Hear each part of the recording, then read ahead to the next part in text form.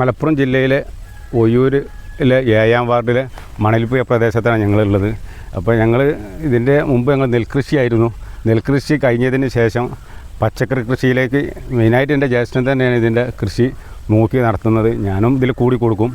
പിന്നെ ഇത് വളരെ വിജയകരമായി ഞങ്ങൾ ചെയ്ത ഒരു പയർ, വെണ്ടക്ക, നീളം പയറേനെ ഒരു 5-6 ഐറ്റംസ് ഇവിടെ ഉണ്ട്. റെഡ് ഉണ്ട്, പച്ചപ്പയറുണ്ട്, പിന്നെ കമ്പുണ്ട്, വെണ്ടക്ക ഉണ്ട്.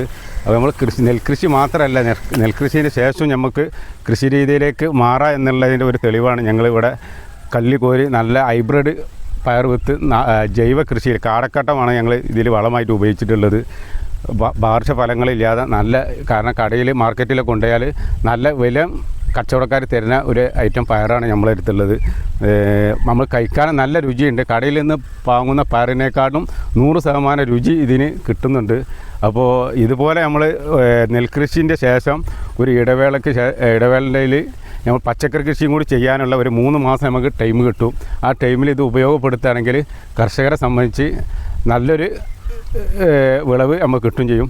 പിന്നെ പഞ്ചായത്തിൻ്റെ ഭാഗത്ത് നിന്ന് നല്ലൊരു സപ്പോർട്ടും കൂടി ചെയ്യണമെന്ന് പ്രത്യേകം അറിയിക്കുന്നു. കാരണം ഇപ്രാവശ്യം ഒന്നും പച്ചക്കറി കൃഷിക്ക് നമ്മൾ താന്നൂർ മണ്ഡലത്തിൽ ഒയ്യൂർ കൃഷിഭവനൊന്നും ഫണ്ട് നീക്കി കിട്ടിയിട്ടില്ല. അപ്പോൾ അതും കൂടി നീക്കി വെക്കാനും വേണ്ടി പ്രത്യേകം അധികൃതർ ശ്രദ്ധ പുലർത്തണമെന്ന് പ്രത്യേകം അറിയിക്കുന്നു. ുള്ള നുള്ളലാണിപ്പോൾ ഇത് ഞങ്ങൾക്ക് വേണ്ടിയിട്ടുള്ള അത് ഞങ്ങളോട് കുറേ ദിവസമായി ഇങ്ങനെ വരാൻ പറഞ്ഞിട്ട്, അപ്പോൾ ഞങ്ങളിങ്ങനെ നുള്ളി കൊണ്ടുപോവാണ്.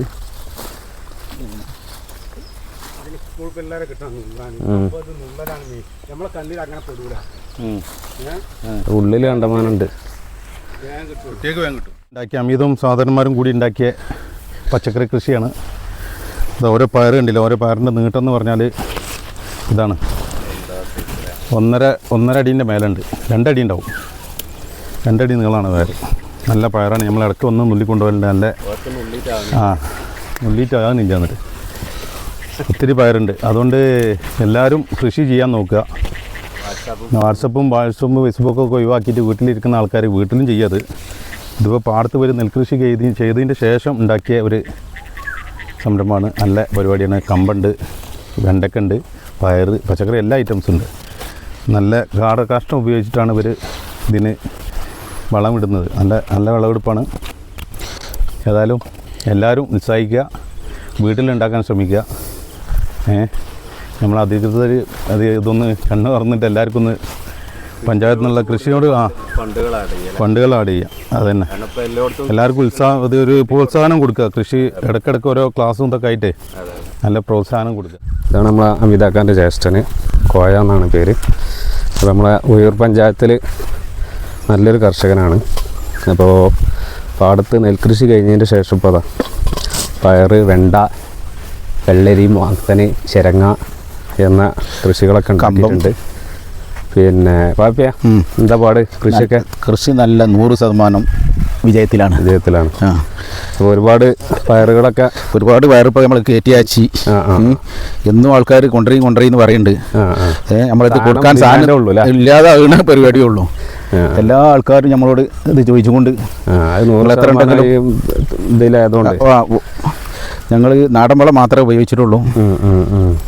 ഇതെന്താ വളം ഉപയോഗിച്ച്? കാടക്കാട്ടം കുറഞ്ഞ വിലക്കും കിട്ടുമല്ലോ. കുറഞ്ഞ വിലയുള്ളൂ. 100 രൂപയുള്ള ഒരു ചാക്കിന്. സാധനം നല്ല പൊടികാട്ടം ആണ്. നമ്മളിപ്പോൾ കട്ട പൊടിച്ചേണ്ട ആവശ്യമൊന്നുമില്ല. അതേപോലെ പിന്നെ ഞങ്ങൾ വെണ്ടക്ക ഉണ്ട്. ഇതൊരു വെണ്ടക്ക പോയാൽ 2ാമത് ചെയ്താണിത്. ഇതൊക്കെ അതിപ്പോൾ പൂകിടൽ തുടങ്ങി. അത് നമ്മളെ തോട്ടരമ്പത്ത് ഉണ്ടാക്കിയ ആ നട്ട അതിന് അതിലുള്ള വിത്തുകളാണ് അത്. പക്ഷെ അത് ഇതിനെക്കാട്ടി നല്ല വിളവുണ്ട്. അത് ആ വിത്തിന് ഓരോ വിത്തിന് ഇതുപോലെ ഇരിക്കൂല. ഇബ്രാഹിം കുട്ടി അവലുണ്ടാക്കിക്കൊണ്ട് അത് തന്നെയായിരുന്നു.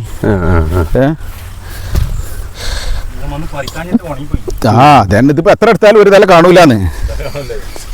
നമ്മളെ കുഞ്ഞുട്ടിയൊക്കെ ഉണ്ട് പയർ പറിച്ചുകൊണ്ടിരിക്കുകയാണ്. നമ്മളെ കൂട്ടുകാരുണ്ടാക്കിയതാണ്. നല്ല സൂപ്പർ പയറാണ്. നമ്മൾ അടുത്ത് വന്നിട്ട് ഇങ്ങനെ നുള്ളിക്കൊണ്ടുപോകും. പച്ചയിലും തിന്നാം. ഞാൻ ആർക്കെങ്കിലും വേണമെന്നുണ്ടെങ്കിൽ മൂപ്പര് നമ്പർ കൊടുക്കാം. ആർക്കും വേണമെങ്കിൽ വന്ന് നുള്ളി കണ്ടൊക്കെ പൈസ തന്നാൽ മതി. അതെ, ആ ഒരു ഫീലിംഗ് കൂടി കിട്ടിക്കോട്ടെ. ആർക്ക് വന്നിട്ട് തൂക്കത്തിനുള്ള പൈസ കൊടുത്താലും. അതാണ് നമ്മൾ ഹൈബ്രിഡ് വെണ്ടക്ക ഷോപ്പ്. നല്ല വിളവാണ് കിട്ടുന്നുണ്ട്. നല്ല വലുതായിട്ടുള്ള കായാണ് ഇതിമേലുള്ളത്.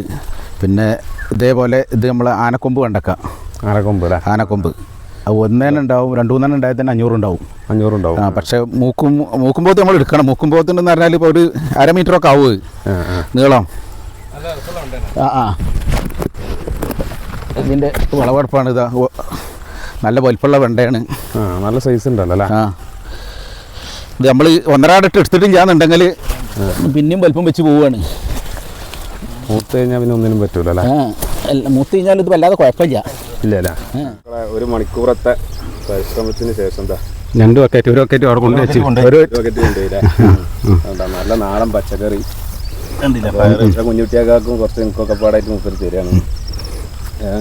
അപ്പോൾ ആർക്കെങ്കിലും ആവശ്യം ഉണ്ടെങ്കിൽ വരിക. എത്ര മാണങ്ങ് കൊണ്ടാ അത് ആദ്യം തന്നെ അതിൽ വിളിച്ച് പറയണമെന്നറിയാം എത്ര ഉറപ്പൊക്കെ വേണ്ടെന്നുള്ളത്. അതിനനുസരിച്ച് ഇവിടെ ഞങ്ങൾ ഉണ്ടാക്കി വെച്ചോളാം. ആയിക്കോട്ടെ, നിങ്ങളെ ഫോൺ നമ്പർ കൊടുക്കുക. ഇവിടെയൊക്കെ തന്നെയാണ് എനിക്ക് കാണിക്കാനുള്ളത്. അപ്പോൾ എല്ലാവരും പച്ചക്കറി കാര്യങ്ങളൊക്കെ ചെയ്യുക. അവനാണ്ട് വീട്ടിലേക്കുള്ള പച്ചക്കറി എങ്ങനെ ഉണ്ടാക്കാൻ നോക്കുക. പയറിന് മാർക്കറ്റിൽ 60-70 ഉറുപ്പ്യ മാർക്കറ്റ് വില വന്നിട്ടുണ്ട് പയറിന് മാത്രം. ഇപ്പോൾ മാർക്കറ്റിൽ ഏറ്റവും കൂടുതൽ വിലയുള്ള സാധനം പച്ചക്കറിയിൽ പയറാണ്. എല്ലാവരും തേങ്ങക്ക് വില കൂടി പറഞ്ഞുകൊണ്ടിരിക്കുകയാണ്. അത് 1 കിലോക്ക് ഇവിടെ 90-60 കിട്ടുന്നുണ്ട്. കർഷകൻ തന്നെ കിട്ടുന്നുണ്ട് അല്ലേ? നേരിട്ട് നമുക്ക് ഇവിടെ കൃഷി നമുക്ക് റൂട്ടിൻ്റെ പക്കത്തൊക്കെയാണ് നേരിട്ട് ജനങ്ങൾ ചോദിച്ച് ഒരു രാസവളമോ മരുന്നോ അടിക്കാതെ ആനക്കൊമ്പ് ഉണ്ട്. ഇതാണ് അത് മറ്റേ ചുവപ്പ് ഉണ്ടല്ലോ, ഇതാണ് ആനക്കൊമ്പ്. എന്താന്ന് പറഞ്ഞാല് വിളവെടുപ്പിന്റെ ശേഷമുള്ള നല്ല സാധനമാണ്. ഇത് മറ്റേ സൈസ് കുളം സൈസ് ഇതാ കമ്പം. അപ്പം നമ്മൾ വെറുതെ ടേസ്റ്റിനും വേണ്ടി പറിച്ചു നോക്കിയതാ. ശരിയായിട്ട് മൂക്കണുള്ളൂ. നല്ല കരുത്തുണ്ട്.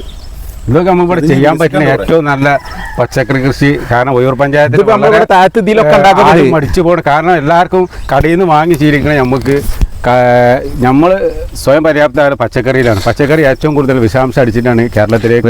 ഇതിൽ ഒരു ഇതും അടിക്കാത്ത വിഷാംശം അടിക്കാത്ത പച്ചക്കറി അവനാണ് ഉണ്ടാക്കും. നമുക്ക് വിശ്വസിച്ച് ഭക്ഷണം കഴിക്കാൻ പറ്റും, കിട്ടുകയും ചെയ്യും. നമ്മൾ കടയിൽ പോയി കൃഷിയിൽ പച്ചക്കറിയിൽ കുറെ സബ്സിഡി കാര്യങ്ങളൊക്കെ വെട്ടിച്ചുരുക്കിയിരുന്നു. അപ്പോൾ സർക്കാർ ഒന്ന് ശ്രദ്ധിക്കണം, അതാണ് ഏറ്റവും ആവശ്യം. കൃഷിക്കാർക്കുള്ള സബ്സിഡി കാര്യങ്ങളൊക്കെ കൂട്ടിക്കൊടുക്കാൻ ശ്രമിക്കുക. കാരണം ഓരോ ദിവസം തോറും ചെല്ലുമ്പോൾ സബ്സിഡികൾ ഇല്ലാതാക്കുകയാണ് ചെയ്യുന്നത്. പച്ചക്കറി കൃഷിയിൽ നമ്മൾ ഒയൂർ പഞ്ചായത്ത് സ്വയം പര്യാപ്തം നേടാൻ അതിനുള്ള ഫണ്ട് സർക്കാർ പഞ്ചായത്ത്